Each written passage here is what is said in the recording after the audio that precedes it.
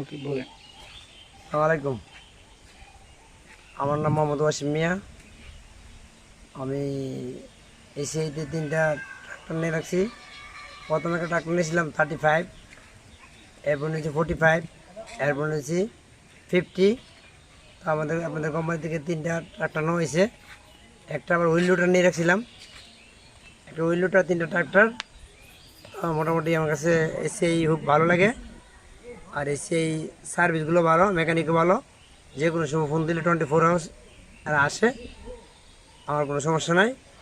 আর এখানে যে কোনো সময় স্পেয়ার পার্ট পাওয়া যায়, মানে কোনো সমস্যা নেই। আমার স্পেয়ার পার্টের কোনো সমস্যা নেই, মেকানিকের সমস্যা নেই, সর্বদিক দিয়ে সুবিধা, কোনো সমস্যা নেই।